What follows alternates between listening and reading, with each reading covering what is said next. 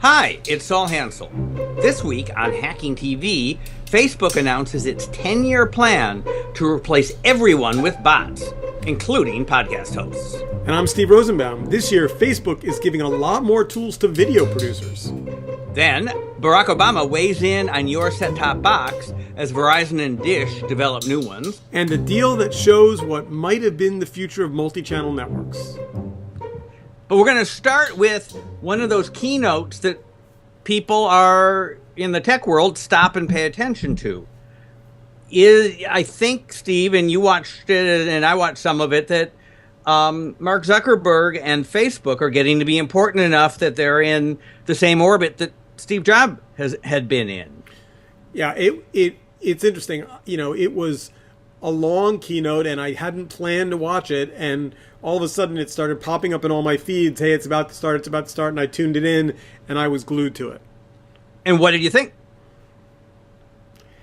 You know, I think he's the most impressive 22-year-old I've ever met. He might even have turned 30, but he's closer to 22 than our venerable age. I think, you know, I mean, to stand on that stage and say, here's my 10-year plan, you know, anybody other than him saying 10-year plan would seem unbelievably overreaching. And even if people had a 10-year plan, you know, nobody talks about anything. The fact that Facebook, at least in some dimensions, is trying to be open about what they're thinking is, you know, trying, you know, them to eat their own transparency dog food. Now, there's a lot of things that they didn't put in there that we expect them to do around advertising and monetization and whatever, but still, the language was interesting. And by the way, you know, they announced a lot. I mean, they announced a lot of tech which rolled out pretty quick. And, you know, I think that, you know, to spend the first, you know, 5 or 8 minutes of the podcast digging into, and by the way, just a little bit of, for those of you who don't know, every year you expect F8 to become F9. 8 isn't a year. Do you know what? They finally explained what the 8 stands for. And what did they explain? It's the number of hours early in the days of Facebook when they did these 8-hour hackathons. And so it was an 8-hour sprint of coding, which is where it came from. So Allegedly. It's always going to be I always F8. assumed that it was, you know, grandiosely, you know, aping the word fate. But oh no, it's not. It's anyway. So let's jump into what they announced, because, you know, in no particular order, maybe you have a favorite feature or product that you want to kind of dig into. Well, the video is certainly the thing that is most connected to us, and they did at least 2 things to back up their claim that Facebook Live is one of their big priorities, right? So, and you dived into the details of this. They announced an API and an ability to take a service which was launched that only broadcasting from an iPhone into a whole lot of other permutations, right? But all right, let me geek out here for a moment.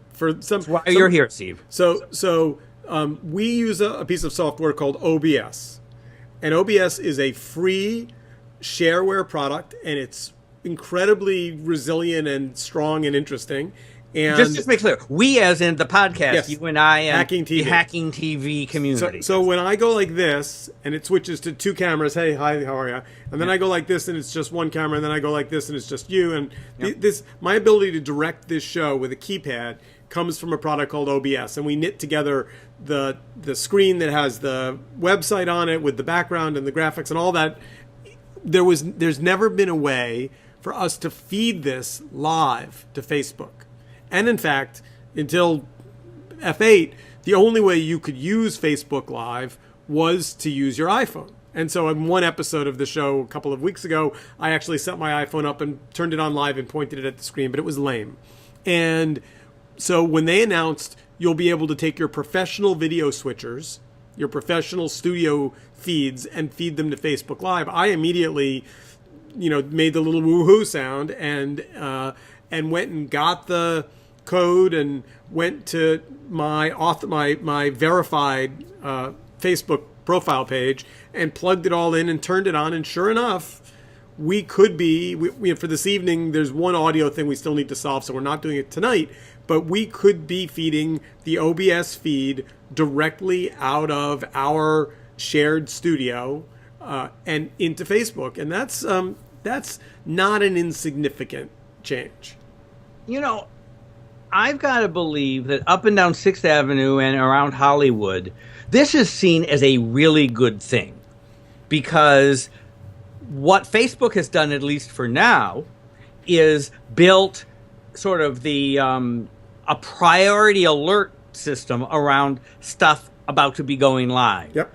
And so if you've got whatever it is, the game, the news, the sitcom episode, and you can, bolt America out of their torpor flipping through Facebook to go push the button and go watch live, that potentially could be an important way of distributing stuff. It's actually even simpler than that. You don't have to push any button.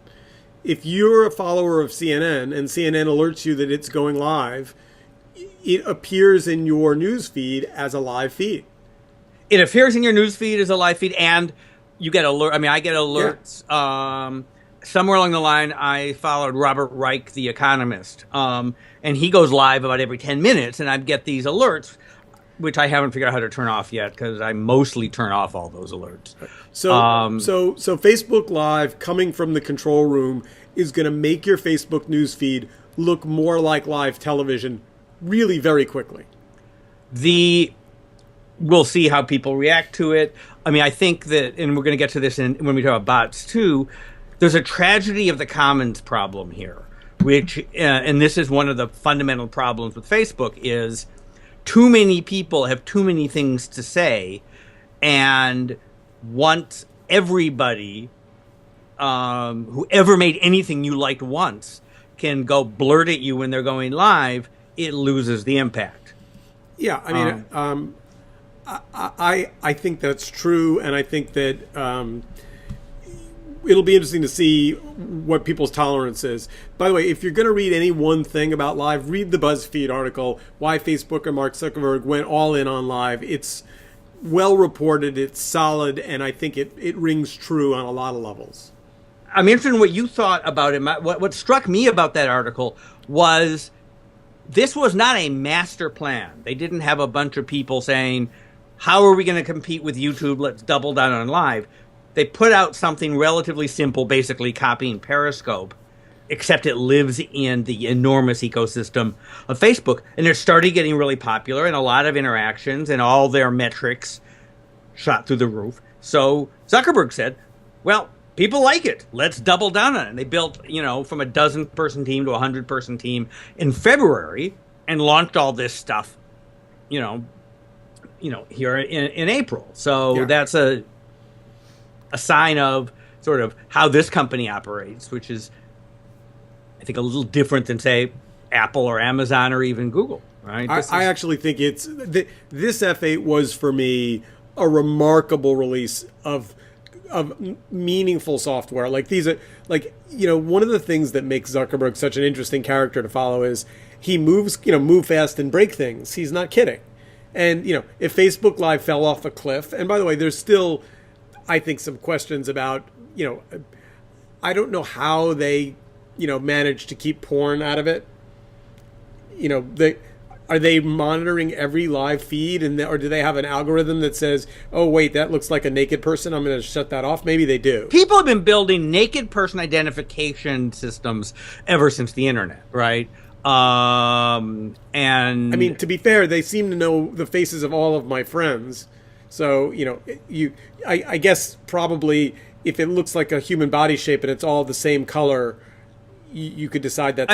For all the porn that's out there, pretty much human bodies look like human bodies, and there's a finite number of permutations and combinations. So you're saying the AI can figure it out. All right, but let's put porn aside for a moment. So the bottom line is, for live video, they moved quickly. They made a big step forward.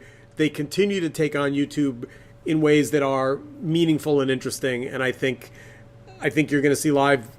It's a very friendly move to broadcasters. It's a very friendly move to mainstream media. Now, to be fair, they still didn't really offer a monetization strategy. So, it ain't that friendly.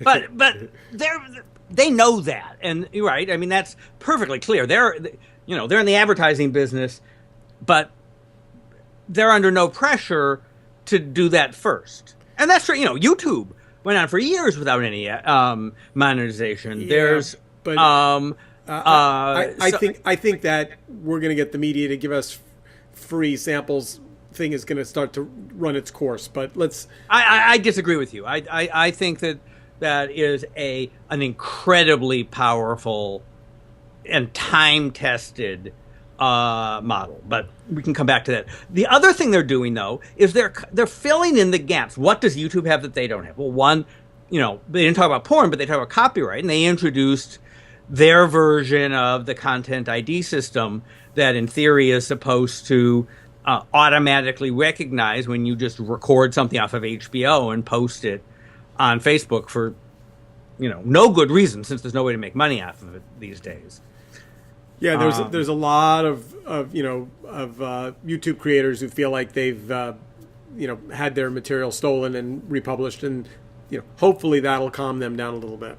And can Facebook get the balance of due process and not too much bureaucracy and all that stuff and respecting fair use better than YouTube? This stuff's hard. So we'll see. They're starting out. They've been testing it for a while. Now you have to apply to be able to put your to register your content. So, but it's a key piece of the infrastructure. They had to have one. Yep. And they're building out a discovery engine and a related videos engine. And so you can see them sort of experimenting, doubling down on the stuff that sort of is surprising, but also filling in, the logical pieces that they have. Okay, so let's count. So Facebook Live being rolled out as an API, big announcement. The Rights Manager, Facebook Rights Management Service, big announcement. Serious Tech, right? Yep. But that's not it. Oh, there's so much, including There's geeky so much, stuff I didn't pay any attention to. The big thing they kept talking about was bots, right? Messenger, right, between WhatsApp and Facebook Messenger, they're doing quadrillions of instant messages a day, far more than anybody ever did on SMS. And they have this theory that the way they're going to make money on this is to be a two-way continuous channel between you and all the businesses that you do business with. And when you watched it and saw Mark's demonstration, did you feel like you wanted to bot your next reservation with an airline rather than website or mobile app or telephone it?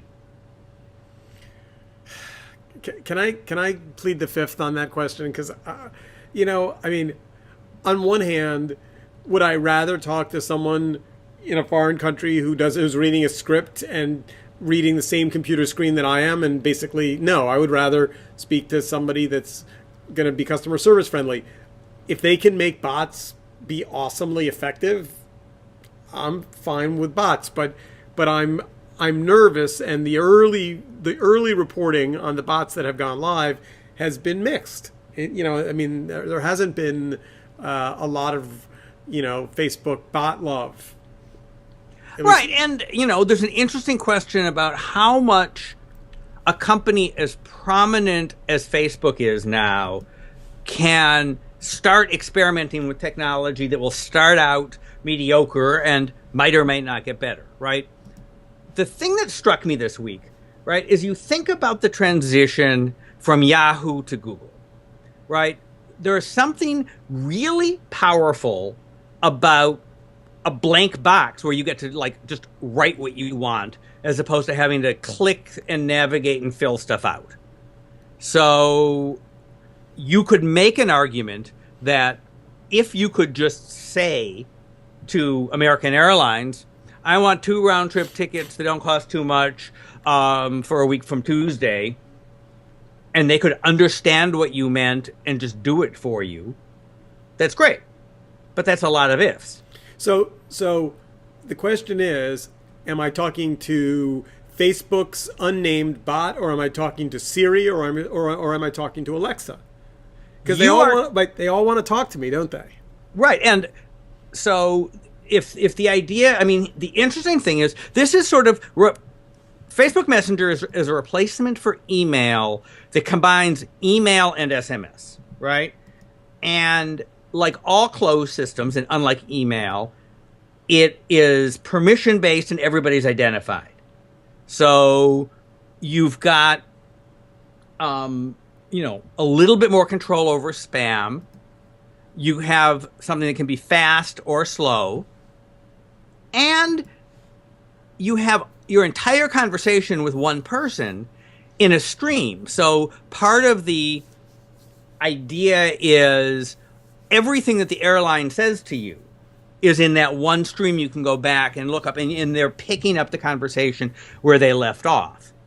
All right, well, let's leave the bot question as an open one with one caveat, which is I will confess for the very first time on this podcast that I finally gave in and, in fact, ordered the Amazon Dot. And what was the last straw that made you dot your house? Oh, every blog and podcast and Kara Swisher and everybody in the universe just kept saying dot, dot, dot, echo, echo, echo. And I was like, okay, fine. I give up, Kara. You'll make me, actually, it was a Recode podcast that was really, I thought, pretty compelling. And it made me think I got to at least have one. I will tell you this, just as a sidebar, that ordering the Dot, not the Echo, which is the tall tubular device, but the Dot, which is the small flat one, is incredibly challenging. Because the only way you're supposed to be able to order it is by already having an Echo. It's supposed to be an add-on device, even though it works as a standalone device. And there's a whole workaround where you have to download the Amazon app, and you have to say, please, Alexa, please put a Dot in my shopping cart. And if you don't say the exact words in the right order, it doesn't work. It was it was a little bit of a headache, but I got one. It's coming, and by the way, it's coming June 21st. Well, sometime this summer we're going to have Steve's Dot as a guest co-host. That's a great idea. That would be so much fun on our show, and we'll see.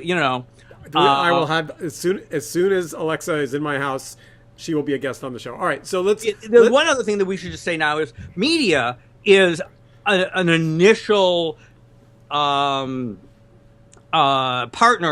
for this Facebook bot thing. CNN, right, is going to, I was about to say tweet you, but bot you or messenger you a list of what their top stories every now and then, and you can say, show me more about Obama or whatever. You might even say, show me more about Obama's plan on set-top boxes, because among the other weighty things that he had to deal with last week, he published a blog post and gave an interview saying that he wholeheartedly supported the FCC's plan to deregulate or something or another the set-top box business. Which, by the way, is rare, right? I mean, this is not a guy that speaks off the cuff. That was a carefully considered decision for him to come out in advance of the FCC decision. Why do you think he would do that? Because I think the clock is ticking, and he's got a list of things he wants to do. And I think, my guess is that, the former his former FCC commissioner, probably Julius Jankowski, and he, he's been under some pressure over the 8 years to actually move some of these communications issues along, and I think they've moved slower than he wanted them to. And I think he figured this was a place where he could use his bully pulpit a little bit, and mostly, other than the trade press, no one would care. And it's, and the way he positioned it, this is a straight ahead consumer issue, right? So the way he positioned it is, you're paying $10 a month for that set-top box, and we're going to open it up so you can go buy a Google Chrome TV set-top box for $50 and save hundreds and hundreds of dollars. But that's that's a nice idea. But the irony of this, as you pointed out, is that the distributors of this set-top box, the old set-top box, are both complaining mightily about this change and at the same time preparing for it, right? Yeah, I mean, it's worth mulling. Why the hell are they making such a big fuss over this? If you read analyst reports on cable companies over the years, as I was forced to do in a couple of configurations of my life, mostly the set-top box had been a burden because they have to go buy them for $500 a piece and then rent them out to you, and so they become a bank leasing you things. And I mean, it's not like that $10 a month is pure profit for them. What's changed? Presumably, one side of the business is saying there's revenue in them there hills, and let's milk it until those things, age out. And the other side, because the people. Yeah, so two little news items, right? Both, I think, coming from sharp-eyed reporters looking at devices that get filed with the FCC because under certain circumstances you've got to file a thing that's going to connect to a television or something or another. So Verizon has filed a model of a new set-top box that is smaller, cheaper, and IP-based, right? So Fios, for all its high-techness, is still basically a cable system, meaning, simultaneously coming down that fiber are 100 channels you're not watching that are being shipped into your house over the wire that could be doing something else with. It's a one-way system with some two-way overlays. Why the hell do we need that when you can watch Netflix in HD and it looks beautiful and you don't need to have that infrastructure? So they're going to put in a full IP-based system at some point. It seemed like they were going to test it somewhere this year. And by the way, and we've heard that Fios is, the Fios TV product is, it hasn't been sunset, but they're not investing in it in the way that they once did. Well, there's it's an interesting question. What is it going to be in a world if your cable box is the same as your Roku or your Apple TV? And there's no reason it shouldn't be. It needs a little processor and a video decoder thing and an internet connection in and a fast enough internet connection to get whatever you're watching, right? That's the world that we're going to be in, right? It works just fine now. I mean, there's a little bandwidth issue if everybody's watching the Super Bowl, but with a half a second lag. But that's solvable. And so that's a cheap box. And it doesn't necessarily need to be connected to your ISP, right? So the Sling also is coming up with a new box that is a mix of it's an over-the-air receiver for your local stuff and a sort of internet box like a Roku. And the Verizon box. By the way, which is exactly what the TiVo Romeo box that's what you is. want. That's what you want. You don't want to have to pay the $5 a month fee to watch free over-the-air cable, over-the-air stations, and you want to be able to watch whatever subscription services you want to watch. And the Verizon box has the technology to do that. So that's the world we're going to get to. And by the way, there is this device that I've written about occasionally, that I wrote about a couple of weeks ago for Forbes, Tableau TV, and I am going to get a demo model to play with. So stand by. So I'll have another machine to talk about. Why would, in the world that even these companies acknowledge we're going into, they would fight this so much? The answer is that interface is one of the key places where they have control, right? And so if I have the Apple TV where Fios or Comcast is just one app on 100 apps, and Apple gets to decide what's at the top of the interface, they're losing their primacy. And so in a pure, crass, selfish, consumer unfriendly way, they're sitting there arguing, oh no, we need to be able to force you to buy our box. It makes no sense. I mean, it makes sense for them, but hopefully the FCC will not listen to them, and maybe Obama will get 3 more people to pay attention and rattle their chains some. But prediction, right? Just because the streaming technology is getting good enough, you're going to see a lot of changes in what the cable companies deliver, and I think that's going to have a lot of impact on the business model. I mean, one other little news item for the last week or two that goes into this is the Cablevision was putting one of the subscription services, I think it may have been Hulu or Netflix, on the program guide on your old-fashioned cable box, right? There's, why not have all of your stuff through the same device? So, and they can... It's the old Chinese proverb, you should live in interesting times. So let's talk about this Hulu acquisition, which probably flew under radar. Todd Spangler wrote about it, obviously in Variety, but it didn't get a lot of pickup in the blogs. Why do you just didn't think it was a big story? I mean, we think it's not a big story.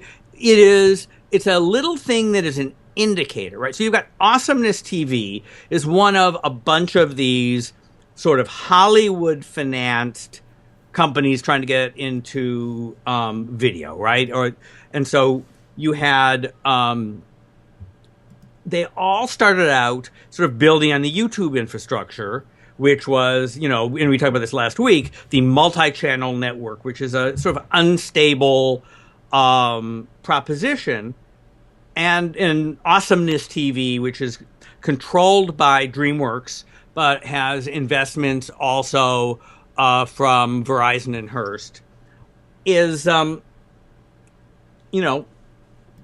has a much more simple model. They're producing a 10-week series and selling it to Hulu, meaning they're a studio. And they're a studio that specializes in millennial stuff because everybody specializes in millennial stuff. But it's a much more sensible place for Hollywood to be, right? They know how to be a studio. They make stuff that people likes, and a distributor, Hulu or HBO or CBS, buys it, takes the risk off of the studio, and distributes it, and either makes money or not, depending on their skill and business model. That just feels like reality in a way that the MCN thing doesn't. To me, the idea that we're back to trying to figure out how to get the most people to watch the fewest number of things just makes me a little sad. I'm not telling you you're wrong. I'm just saying, there was a moment, when I thought that what the web was going to do was make little quality narrow verticals economic, and at least in our current moment, Awesomeness TV looks a whole lot like kind of Nickelodeon teen. No, it's not Nickelodeon. That's Hulu. It's Awesomeness is DreamWorks. It's a studio that will sell something to Nickelodeon and to Disney and whoever. I know. So as we speak, I've pulled up on the screen the Awesomeness homepage, which has all these white... It's an identity crisis at the moment. They do everything. Slightly hip, but not really, not pierced or tattooed. I mean, it's a version of the millennials. It's a Madison Avenue friendly flavor. But see, here's the thing, right?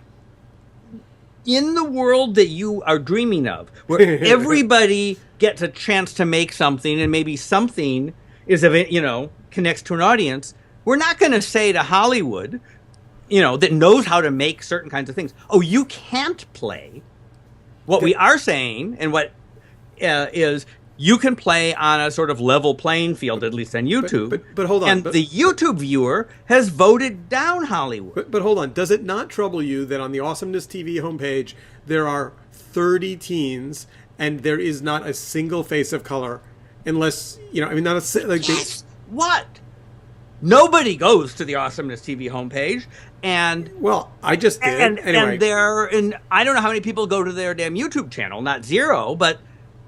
I think the world is closer to the ideal you're describing than you're acknowledging. Just because somebody wants to make stuff like Hollywood has always made stuff doesn't mean that people are going to watch it. Now, on YouTube, they watch stuff that is... Well, fair enough. We are talking about Hulu, after all. Right, and a Hulu is a place you go to for stuff that's closer to TV. And everything else on Hulu is made by people like DreamWorks. And people watch that sometimes. All right. So we're wrapping up our rather frothy half hour.